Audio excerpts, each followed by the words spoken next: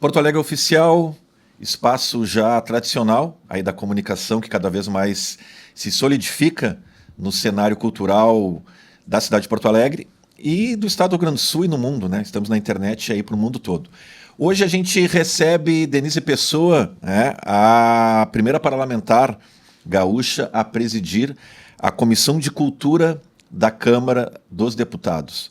Isso é realmente de fundamental importância para o estado do Rio Grande do Sul, a gente pensar a cultura também como mola propulsora de parte da economia.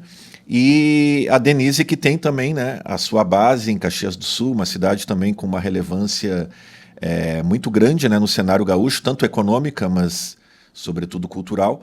E a gente já vai direto, né, para aproveitar o tempo também, em função de que a deputada tem agenda corrida aí, né? Vamos aproveitar o tempo e já vamos começar então o nosso bate-papo. Seja bem-vinda, Porto Alegre Oficial. Muito obrigada, é um prazer estar aqui contigo. Simbora nós. Deputado, olha só, queria conversar um pouquinho contigo já no início sobre o orçamento participativo, para que a gente, a partir dele, a gente possa chegar, né, num projeto, algo que está dentro, né, do teu espectro de deputada, que é o edital, o Participa, né? Mas pensa um pouquinho antes, né, no orçamento participativo, essa experiência reconhecida pela ONU, né, como uma das 40 práticas de gestão pública urbana no mundo. É algo que foi muito importante na virada do século, nas administrações populares em Porto Alegre. E o Participa, que é o edital de emendas parlamentares, né, no meu entendimento, ele tem clara e inequívoca inspiração nisso. Eu queria que tu falasse um pouquinho sobre a segunda edição do Participa. As inscrições seguem até dia 25 de novembro. Já tem gente aí pedindo para a prorroga, etc. Mas, enfim, fala do Participa para a gente, por favor. Bom, gente, então, primeiro dizer que eu vim do movimento comunitário, né, de Caxias do Sul, e lá a gente sempre...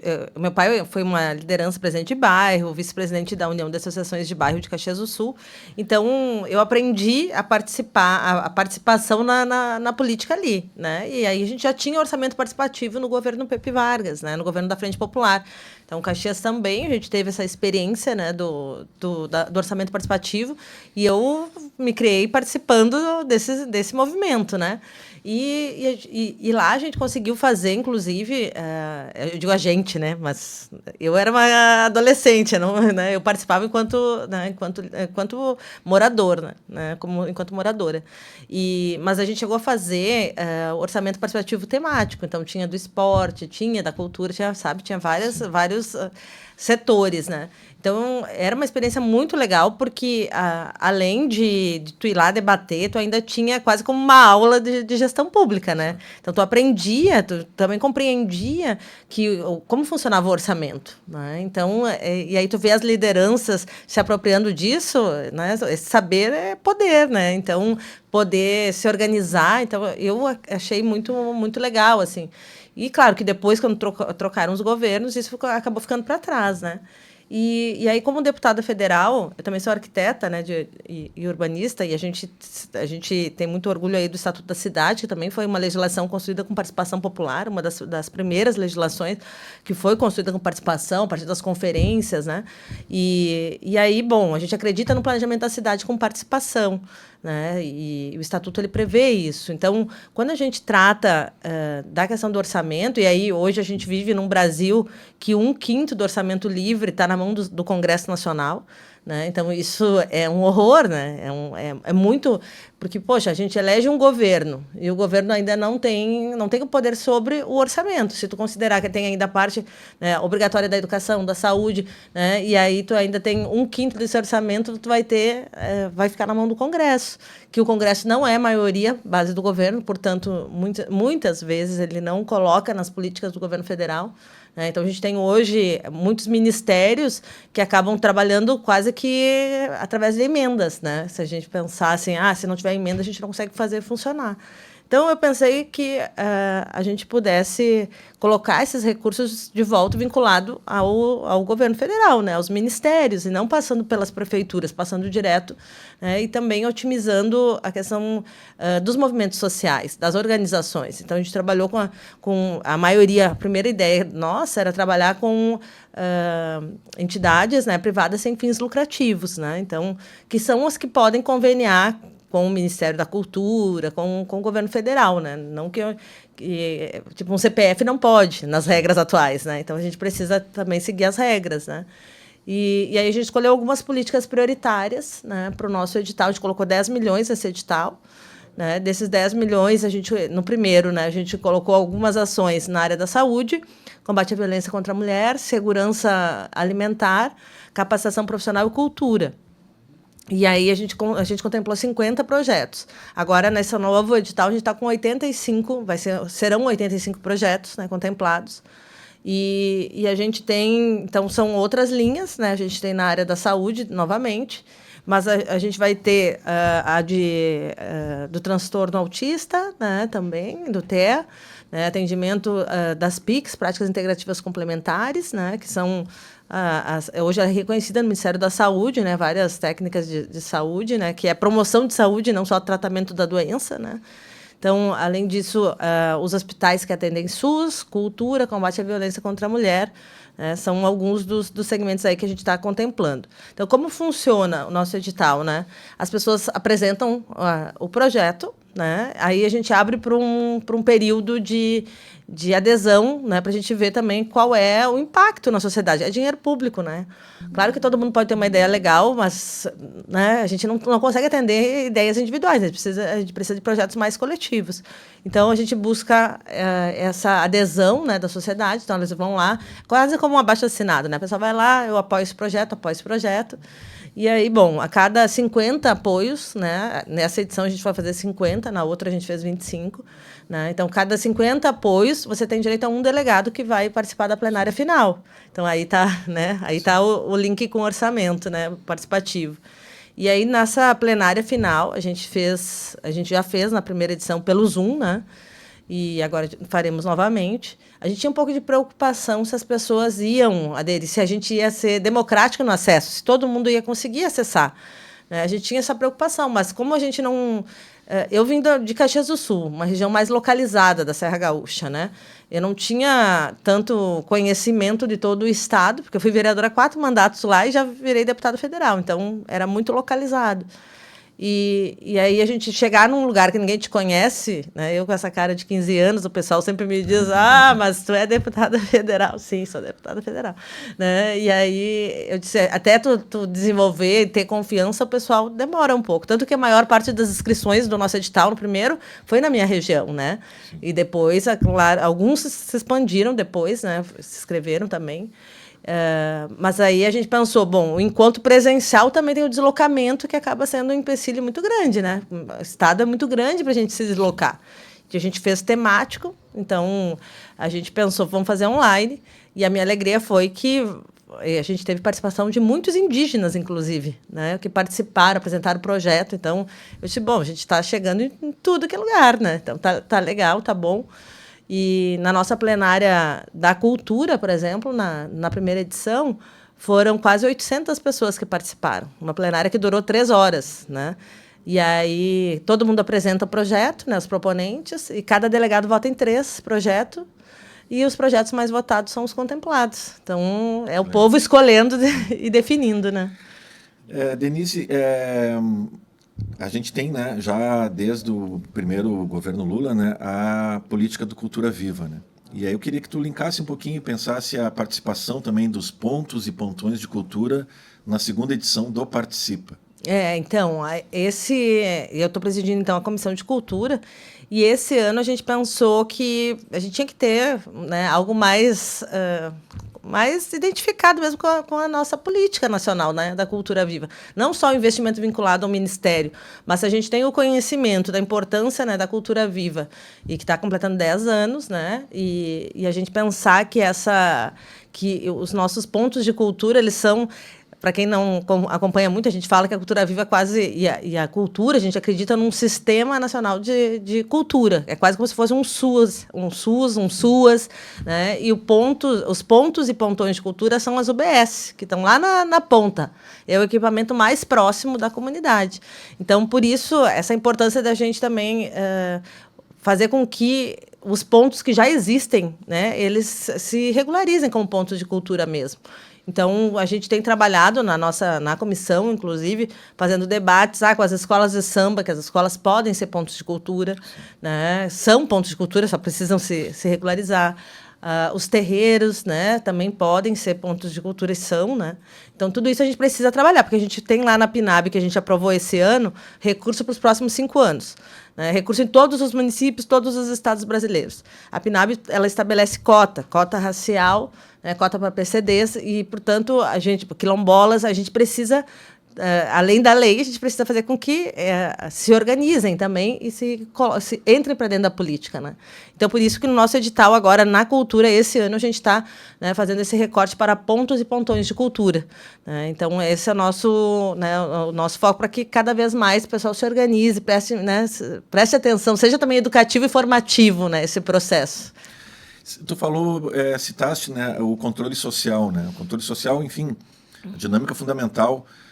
Ali naquele período, né, da Constituinte, depois o que gerou a nossa Constituição lá no final da década de 80, e que, sem dúvida alguma, o SUS, como citaste, né, com muita propriedade, um exemplo, né, de gestão de saúde mundial. Eu queria que a gente seguisse nessa linha pensando essa relação com a cultura. Né? E aí, nesse sentido, tu citaste também as UBSs. Em que medida a gente pode pensar aí, né, essa agenda de política da cultura compartilhada com a sociedade civil, através desse controle social, e nesse parâmetro, o papel dos comitês de cultura e, consequentemente, dos agentes territoriais que, nesse momento, inclusive, estão, né, em Brasília, para onde tu está indo, né, logo mais. A gente pensar aí, então, né, os comitês de cultura e os agentes territoriais dentro dessa dinâmica aí desse... o Gil falava, né, do doinho antropológico, né, de poder dinamizar pontos. Né? Como é que tu enxerga essa situação, comitês de cultura, agentes territoriais e sociedade civil, controle social? Então, na Comissão de Cultura, a gente começa a olhar e ver a cultura... não só da nossa região, do estado, né, mas a gente começa a ver o Brasil todo, né. Eu disse que para mim teve várias surpresas, né, quando a gente olha, porque às vezes a gente está sempre achando que aqui está muito ruim, que a gente tem que melhorar. Claro que a gente tem que melhorar, mas aí a gente começa a ver que, tipo, São Paulo, né, a cidade de São Paulo, o estado de São Paulo não tem conselho de cultura.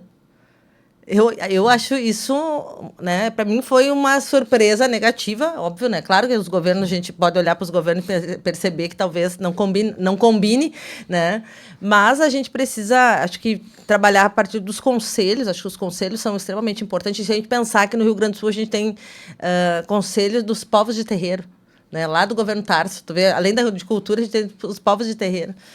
Então, eu acho que a gente tem uma característica de participação popular, né, no Rio Grande do Sul, que é muito forte, assim, dessa organização. Né? Então, acho que a gente trabalhar para fortalecer os conselhos de cultura, né, acho que isso é o controle social. Né? Isso é o controle social. Mas, claro que a gente tem os comitês de cultura e os agentes territoriais. Né? A gente falava, agora a gente está tendo o primeiro encontro em Brasília, né? Essa semana toda, começou no domingo, e ontem, inclusive, eles estavam, né, acompanhando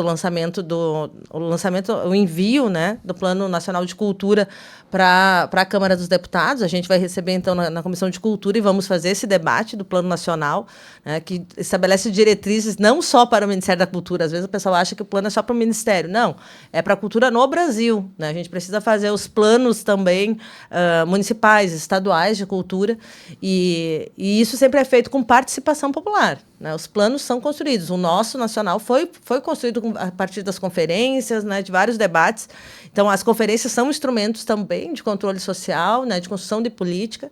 E, bom, a gente tem os agentes territoriais, né, que são aqueles trabalhadores lá da ponta, né, que vão fazer chegar essa política toda que a gente organiza, que a gente debate, essas legislações, fazer a conexão, né, com a comunidade, com a periferia, com os quilombos, com as aldeias, né, com todos os cantos desse Brasil, toda essa diversidade, porque a diversidade cultural no Brasil é uma riqueza, né, e a gente precisa fazer chegar, né, essas políticas lá na ponta. E são eles que estão no território, que conhecem e que fazem, né, essa conexão. Então, é extremamente importante. Ontem mesmo, a ministra Margarete anunciou que vai continuar, né? O pessoal tinha uma ideia de que só ia, né, tinha só um primeiro ano, né, um período, mas ela já estabeleceu, então, que segue, né, continuando a política dos agentes territoriais de cultura.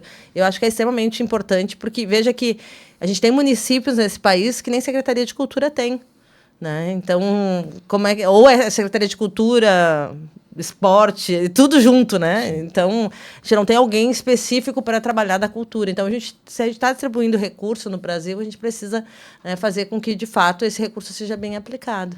Você pode destacar para nós alguns desses itens que foram, né, foi enviado ontem, né, pelo governo Lula, né, pelo Lula e por todo esse encontro, né, em Brasília. Destaca, acho que para o grande público, né, e para nós, consequentemente, né, os pontos principais desse Plano Nacional de Cultura. Esse plano, ele vai falar, ele traz algumas diretrizes, né? Ele não aprofunda muito, sim, até porque a gente está na Câmara dos Deputados, né? Se a gente começar a entrar no detalhe, a gente vai começar a debater temas muito profundos com as pessoas que talvez não sejam as mais afeitas à cultura, né? Então, a gente está ainda mais nesse campo de diretrizes, assim, né? Então, a gente tem alguns eixos dele, a gente vai falar a própria economia criativa, toda essa... Gente, hoje o que a gente tem de produção da cultura, né? Seja do artesão, da artesã, a gente tem muita produção de cultura, então a gente vai trabalhando vários eixos dentro da legislação, né? Mas fica no campo das diretrizes, né? Mais de diretrizes, e depois no regulamento, né? A gente vai estar regulamentando no governo federal, junto com o Ministério. Então, na semana que vem, a Margarete, então, a ministra, né, ela vem à Comissão de Cultura para apresentar oficialmente, né, esse plano. E depois a gente vai fazer um seminário de um dia todo para detalhar ponto por ponto, né, do plano. Mas é um plano muito grande, né? Então, a gente também não conseguiu olhar todo ele, porque a gente recebeu ontem ele, sim, né? Saindo um pouco do âmbito mais nacional e a gente trazendo um pouco para o nosso estado aqui, né? Eu queria que a gente pudesse pensar um pouquinho, né, no que está acontecendo nesse momento, né, em relação ao multipalco. Uma estrutura gigante, cultural do Estado, aí, e que, a princípio, né, o presidente da associação, né, do Teatro São Pedro, Antônio Rolf, anunciou as atividades suspensas, né, em 2026 por falta de pessoal especializado, né. O anúncio foi feito oficialmente pela Fundação e que a programação já estava pronta, né, o que mais ainda nos preocupa, né? Então, não serão assinados os contratos de locação, né, de espaço, porque não há funcionários para operar o complexo. Enquanto isso, o Estado possui, né, um concurso público vigente, e com aprovados prontos para assumirem os cargos, né, mas o prazo também está prestes a expirar desse concurso. Esses profissionais já habilitados, mas sem a chamada, né? O que tu acha dessa situação, né? Alguma sugestão para tal imbróglio, sendo que a cultura do Rio Grande do Sul não pode abrir mão, né, desse espaço de fundamental importância para, né, o cenário cultural, né? Bom, eu espero, né, que o governo do estado ele reveja o caminho adotado, a falta de caminho adotado, né? Porque aí foi uma falta de ação, né? Não adianta a gente ter os equipamentos e reformar, ampliar espaços. Bom, você sabe que vai ampliar, certamente vai ampliar o número de trabalhadores que serão necessários, né? E isso não foi planejado, não foi, né, aceito por parte do governo do estado. O presidente da fundação ele já tinha pedido a ampliação dos quadros, porque é importante dizer que a fundação, os trabalhadores da fundação, eles são CLTs, eles não são servidores públicos, mas o presidente, né, o Antônio, ele pediu a ampliação do quadro. Teria que o governo do estado passar pela Assembleia um projeto de lei ampliando o quadro de funcionários, né, para ele poder fazer a contratação. Não foi feito, né? E nós já estamos em novembro, metade de novembro. Então, claro que a fundação fica pensando, como é que eu vou colocar os eventos, né, assinar contratos se eu não tenho trabalhadores? Bom, obviamente que a gente tem servidores públicos, eu defendo os servidores públicos, né? Mas o governo do estado ele tem na mão possibilidades, né? Então, ele precisa agir. Então, a saída, acho que é a que está sendo dada por parte da presidência da fundação, que é a ampliação do quadro, seja da fundação, né, mesmo, que daí são CLTs e precisa da autorização do governo do Estado, porque o governo vai ter que encaminhar a legislação para a Assembleia, e isso tem que fazer o mais rápido possível, né, porque senão a gente realmente, o que vai ficar? É uma perda enorme para a cultura gaúcha, né? E não dá para admitir. Então, acho que o caminho já está dado, né? Agora, falta o compromisso do governo do Estado realmente, né, com a cultura. A gente espera que tenha a atitude necessária, porque senão a gente vai ter, né, um espaço como multipalco parado. É uma perda gigante, né? Queria pensar um pouquinho, Denise, também, tu falaste, né, que a tua área é a arquitetura, né? E a arquitetura tem toda a questão, né, do patrimônio material, que a gente até conversou um pouquinho sobre a riqueza arquitetônica, né? Tu citaste Pelotas, falamos de Bagé também, né? Um pouquinho na nossa conversa prévia. E eu acho importante a gente pensar também, inclusive, dentro dessas cidades, desses territórios que a gente pensou aí, né, especificamente Pelotas e Bagé, a gente poderia expandir para outras cidades, mas são cidades também que, consequentemente, que elas têm esse patrimônio histórico e arquitetônico, né, elas têm também, consequentemente, o patrimônio imaterial, né? E Pelotas tem essa riqueza, né, da presença negra, né? O primeiro banco fundado no estado foi fundado em Pelotas em função da riqueza que era gerada pelo salgamento da carne do charque, né? Esse trabalho era feito basicamente pela mão de obra negra escravizada. O sopapo é um instrumento musical que transcende essa condição de instrumento musical, constituindo-se num artefato político para a comunidade negra do Rio Grande do Sul, com uma relevância extrema, com registros históricos da presença dele na religiosidade. A matança de gado na charqueada começava com o toque de sopapo.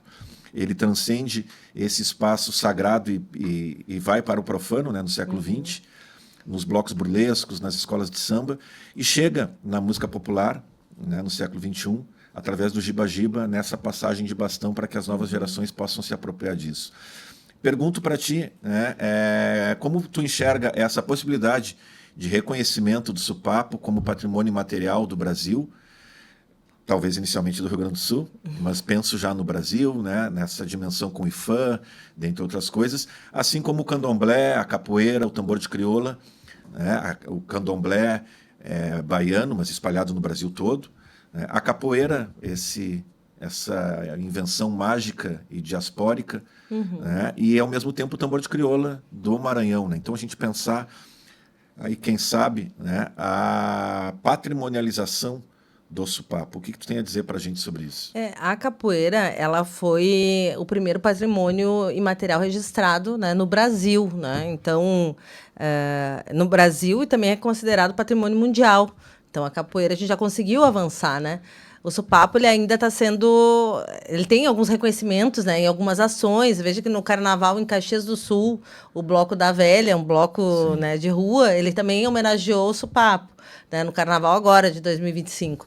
Então, claro que tem algumas ações, Pelotas, né, seguidamente, tem os reconhecimentos, né, mas a gente precisa... Eu acho que essa questão do patrimônio imaterial, ele tem sido um desafio para o IFAM, né? E o IFAM, ele está hoje muito tá buscando fazer todo esse resgate da cultura e das manifestações negras no Brasil, porque teve esquecimento, né? Então, tem sido uma diretriz, assim, do IFAM nacional, né? De buscar esses símbolos, né? Toda essa história. E a gente falava antes, né? O sopapo, acho que a gente precisa buscar, e aí tem uma parte mais técnica, né? De fazer um levantamento, né? De buscar mesmo os dados. Claro que a gente sabe, são vários conhecimentos, né? Mas tem muito mais coisa que a gente ainda não sabe. Precisa pesquisar e levantar para a gente realmente ter esse tombamento imaterial, né, no Brasil. Eu acho que é justíssimo que a gente consiga avançar, mas para isso a gente precisa entrar com o processo no IFAM, para isso precisa ter a pesquisa, que vai ter uma parceria com alguma universidade, né, para a gente realmente ter esse levantamento todo, e eu acho que é um caminho que a gente precisa traçar, né? Aqui o nosso diretor, o nosso presidente do IFAM aqui do Rio Grande do Sul, é muito parceiro nesse sentido, também tem trabalhado e buscado, né, resgatar a cultura negra no Brasil, no Rio Grande do Sul, né? E o sopapo faz parte, né, dessa história. Ótimo. Queria que tu falasse um pouquinho também dentro das atribuições, né, da Comissão de Cultura, do colegiado que se institui dentro dessa instância, a gente pensar um pouquinho esse tema que nas últimas semanas está bem presente, né, na discussão cultural no Brasil, que é a regulamentação do streaming, né, no Brasil. Já foi aprovado na Câmara dos Deputados a previsão da cobrança de uma taxa anual sobre o faturamento das empresas e a obrigatoriedade de destinar uma cota também, né, de pelo menos 10%, do conteúdo a produções brasileiras, né? Eu acho que, sem dúvida alguma, é algo, sim, que a gente precisa pensar juntos, né? Porque isso também impacta na economia criativa, na cadeia produtiva da cultura. O que tu tem a nos dizer sobre isso? Então, o Brasil, ele é um dos países, acho que é o segundo país no mundo que mais consome produções via plataformas, né, de streaming. Então, a gente é um grande consumidor, né? E acho que as plataformas, até a regulamentação do VOD, que, na verdade, a gente ainda está no Senado ainda, né? Então, ainda falta o Senado avaliar. Mas até a aprovação do VOD, a gente é tratado como consumidor, né? E também, eu digo que o Brasil é utilizado como grandes cenários para as produções, né? Paisagens, né? Tudo é muito bonito e tal, então é utilizado como grandes cenários. Mas o que a gente reivindica e que a gente está conseguindo avançar agora é para que o nosso audiovisual seja reconhecido, para que a gente entre nas plataformas. Então, a gente tem cota de tela, né? A gente precisa ter a nossa produção ali. Bom, os impostos, né, as taxas que são pagas são equivalentes às de TV, né? E, portanto, essas taxas também vão voltar para a produção do nosso audiovisual. Então, é uma questão de defesa de soberania nacional, porque a gente está vivendo um momento de colonização cultural, né? Quando a gente só consome o que os outros produzem, né? E o que a gente assiste também nos forma, né? Então, a gente precisa também nos ver lá, né? Não é só ser tratado como consumidor, mas também, poxa, o nosso cinema está sendo reconhecido, a gente já ganhou Oscar, né? A gente tem belas produções, então a gente precisa se enxergar, né, dentro das plataformas. E é isso que a gente está conseguindo. A gente avançou, então, na Câmara dos Deputados e agora falta o Senado, né, aprovar. Ótimo. Também um tema que está aí na pauta, né, a inteligência artificial e os direitos autorais, né? Situe um pouco para o grande público como se dá essa discussão, né, no âmbito aí da Comissão de Cultura, né? Direitos autorais e inteligência artificial. Regulamentação disso, regular isso, como é que é isso? Então, gente, a inteligência artificial, na verdade, além da Comissão de Cultura, a gente tem feito esse debate, mas tem uma comissão específica que trata sobre a regulamentação da IA. Então, tem vários projetos na Câmara dos Deputados tramitando sobre esse tema, se juntou tudo que tem lá, né, dentro de uma comissão, e a gente está debatendo lá. Eu estou na comissão especialmente para tratar o recorte da cultura e os direitos autorais. Então, o que acontece? Hoje, qualquer produção que vocês fizerem, né, um texto, algo, né, publicação de livro e tal, se tu botar na IA aqui, já vai acessar. Tu pesquisar, tu já acessa. Né, e ninguém está pagando o teu direito autoral. Então, se a gente não regulamentar isso, primeiro que a gente não vai valorizar quem produz, né? Quem produz a cultura no Brasil. Como eu disse, a cultura acho que é um dos grandes bens assim, do nosso país, pela diversidade, é uma das maiores riquezas. E quando a gente fala hoje de uma economia criativa mundial, isso é um potencial muito grande, né? Porque aqui eu sempre digo que não há o que não haja no Brasil, o que não há a gente inventa, né? Mas, e acho que essa produção cultural, essa diversidade, ela precisa ser muito cuidada. E aí na cultura a gente vai ver várias situações. Se nós pensarmos a dublagem, né? Se a gente não proteger a voz, né, a gente vai perder os sotaques no Brasil. Quantos sotaques a gente tem aqui, né? Quantas línguas a gente fala, né?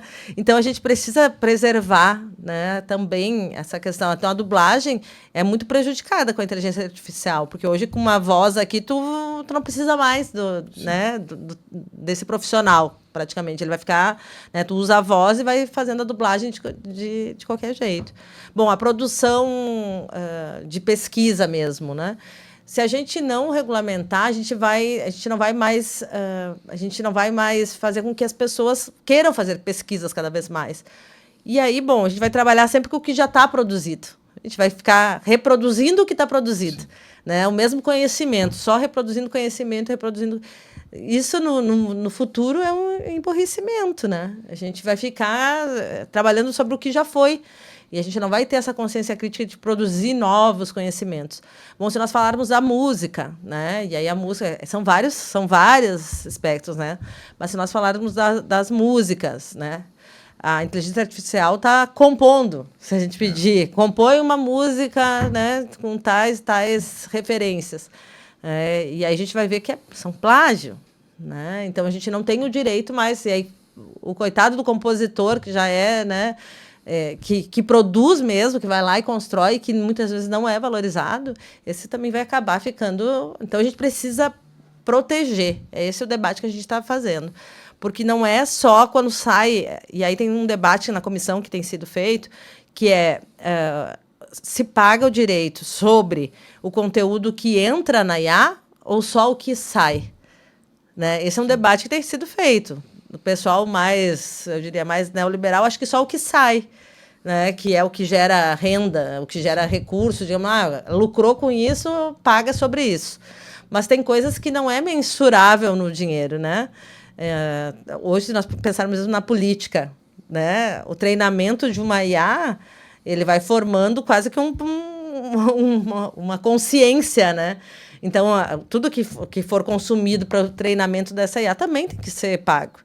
Né? E a gente sabe que hoje os algoritmos das grandes plataformas eles já são também treinados por IA. Então, eu entendo que todo esse processo tem que ser... A gente tem que ter transparência do que a gente está consumindo, né? De onde vêm essas informações que eu estou consumindo.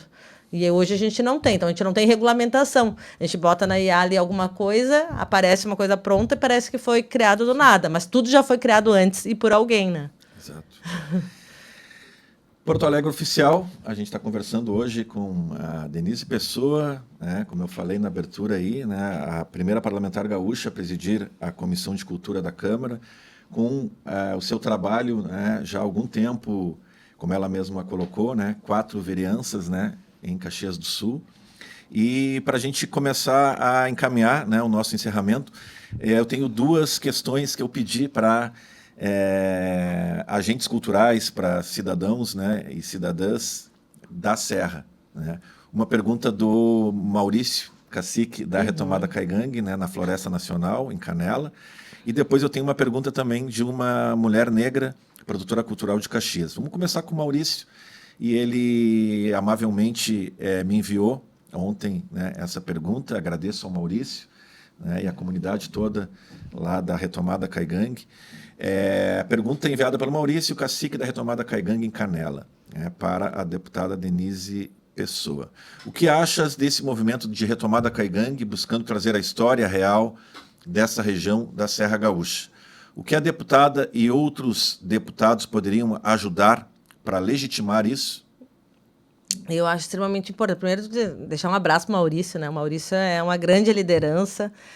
Tenho muita alegria assim, de ter encontrado ele, inclusive no nosso edital, participa do ano passado. Né? Eles participaram, né, do nosso edital e a gente acabou se conhecendo.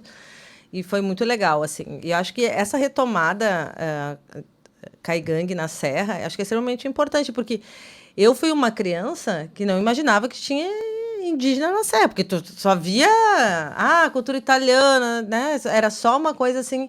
Então parece que tinha só uma colonização naquela cidade, sendo que não, né? E a gente, claro, é uma cidade de imigrantes, mas ali tinha os indígenas, né? E tanto que depois, claro, a gente cresce e conhece o nosso interior, a gente tem vários territórios mesmo dentro de Caxias do Sul, né? Que são territórios indígenas, que foram cemitérios, que tem todo essas marcas aí. Mas acho que em Canela, né? Eles estão em Canela, ali na Flona, né? Na Floresta Nacional, estão ocupando aquele espaço. E nossa, a gente acabou em abril desse ano, inclusive, a gente foi lá e destinou uma emenda de 400 mil para fazer o primeiro museu Caigangue, né, lá. Eu sempre digo Canela e Gramado, eu digo que tem museu de tudo, né? Sim. Museu de cera, de carro, né, de tudo, da NASA. E aí eu disse, o que não tem é algo original, né? Que é dos Caigangue. Então vamos fazer um museu de verdade, né? Um museu do que é de verdade. E aí a gente acabou, então, destinando esse recurso.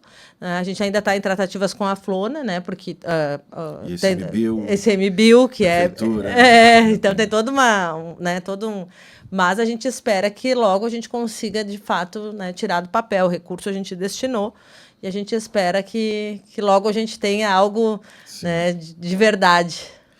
A Canela tem a Serra tem as suas peculiaridades, né? E muito bem colocado isso, né, de tua parte, porque tem toda essa ideia também, né, da Europa do Brasil, né? E que sem dúvida em parte né? Mas que ao mesmo tempo eu acho que também a Serra, assim como o Rio Grande do Sul de um modo mais ampliado, né, precisa se encontrar também com essa informação de que somos área indígena, somos um território originário, assim como com a presença negra, né? Sabe que esses dias a gente teve aquela pesquisa que saiu acho que foi do IBGE, né? Que falava dos sobrenomes, né?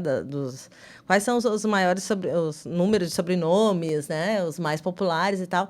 E eu fiquei muito feliz de ver que em Caxias do Sul, os 30 sobrenomes, nenhum é italiano. Sabe? Sim. Todos são, como o pessoal diz, de brasileiro. Inclusive, estava lá o meu, da Silva, né? O primeiro. Então, assim, vários. E então, isso é uma lenda, né? Porque é uma lenda de que é a Europa. Não é, né? Tem muitos migrantes de todo o Rio Grande do Sul, do Brasil e até do mundo, né? Porque a gente vê muitas pessoas de fora do Brasil em Caxias do Sul, né? A pergunta agora da Lili Costa, né? Mulher negra, que trabalha com a produção cultural, né, lá em Caxias, né, ela diz assim: deputada, sabemos que mulheres negras e povos de terreiro ainda enfrentam muitas barreiras para acessar políticas públicas de cultura, não só por falta de formação técnica, mas também por não se sentirem aptas ou legitimadas a se apropriar desses recursos. Mesmo com editais disponíveis, a ausência de capacitação nas periferias e nos terreiros impede que essas comunidades tenham acesso real às oportunidades. Diante disso, existe hoje algum incentivo direto à formação de produtores culturais nas comunidades periféricas de terreiro?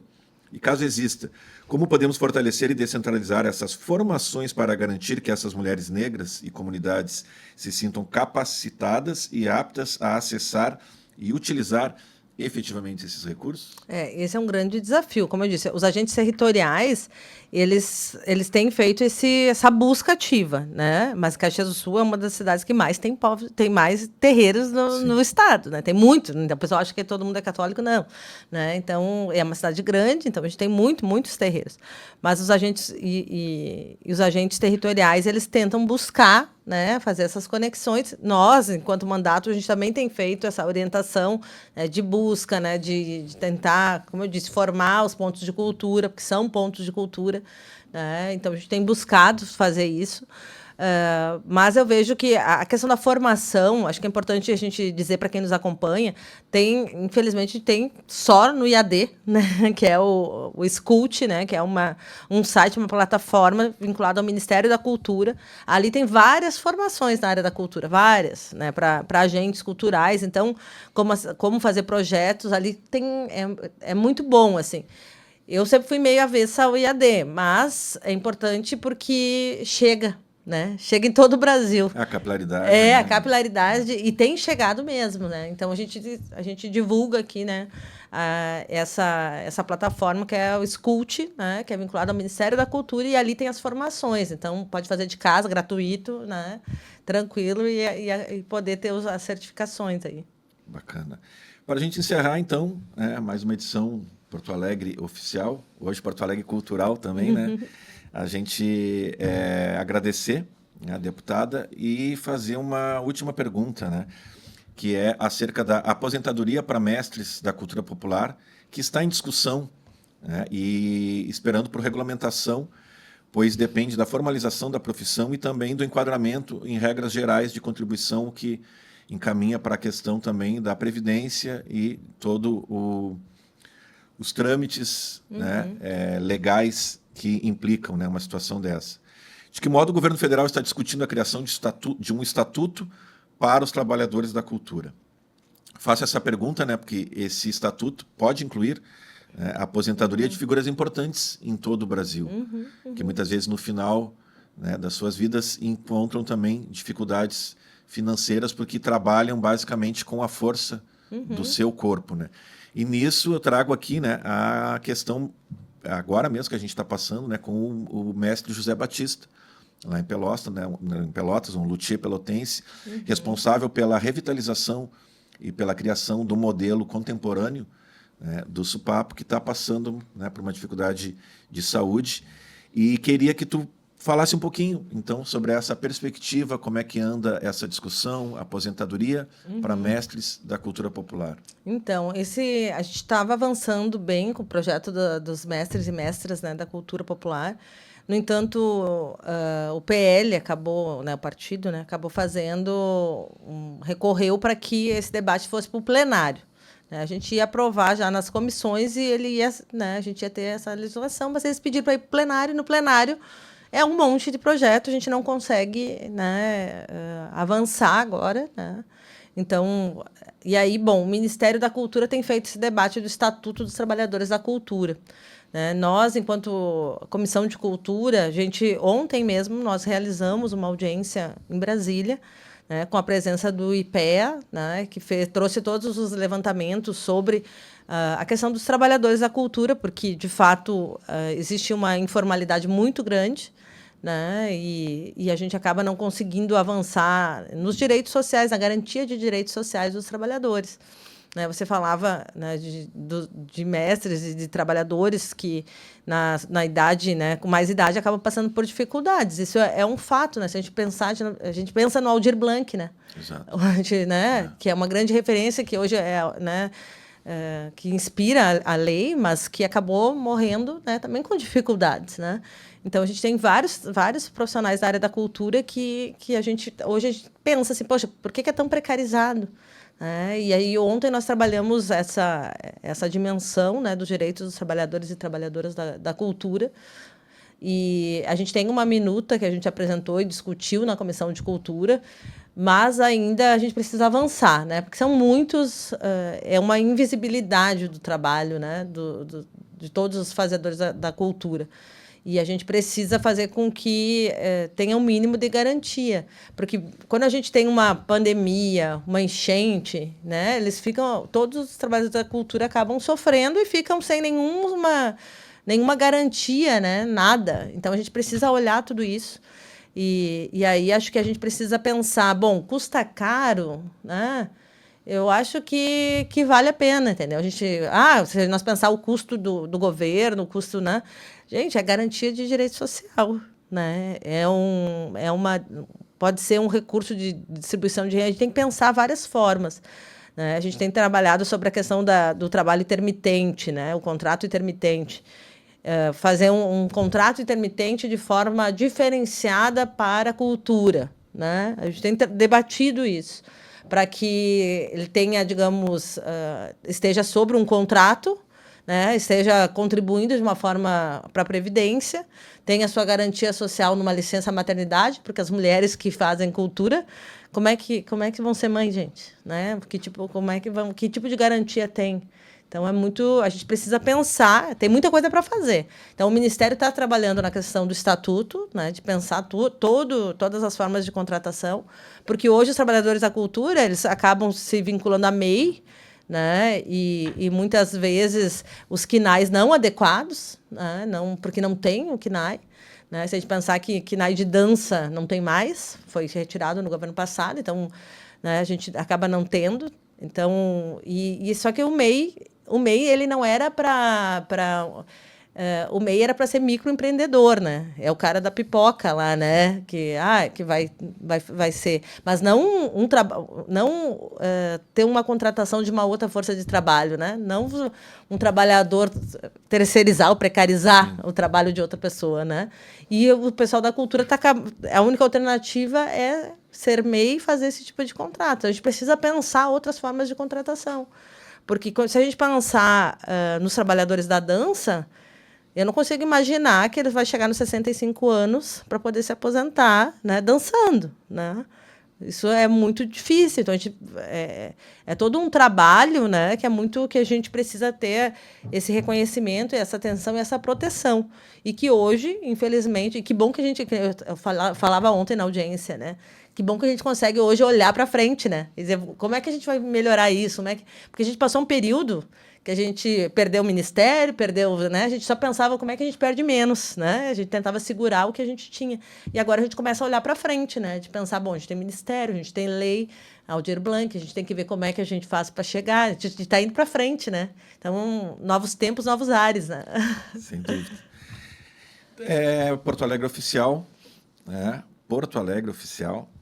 A gente agradece a presença da Denise Pessoa, né, deputada, e que veio aqui conversar com a gente, poder esclarecer uma série de questões, né, e acompanhe, então, a programação aí do Porto Alegre Oficial, né, na internet. E a gente, antes de encerrar, a gente dedica, né, o programa de hoje à memória de Jardes Macalé, né, figura fundamental na cultura brasileira, que fez a passagem para outro plano ontem, né, fez a passagem para o Orum, e que é autor de vários clássicos, né, aí da música popular brasileira, fez parcerias, né, com Ali Salomão, fez parcerias com os grandes nomes da música brasileira, né, autor de Maracatu Atômico, gravada por Chico Science, dentre outros, e autor também de Vapor Barato, né, o Ali Salomão e Jardes Macalé, né, sim, eu estou tão cansado, mas não para dizer, não acredito mais em você. Então, salve Jardes Macalé, né, e salve a cultura popular brasileira forte e pujante sempre. Como bem disse a deputada, né, a gente sabe que vive num país com extremas desigualdades sociais, mas que ao mesmo tempo é um país rico no que diz respeito à cultura, no que diz respeito à geografia, aos falares diferentes, né, aos falares regionais em cada região, e a gente se orgulha, sim, né, de, nesse momento, também ter aí, né, um governo progressista que está efetivamente olhando para a cultura do nosso país, né? Então, muito obrigado e a gente segue aí com Porto Alegre Oficial.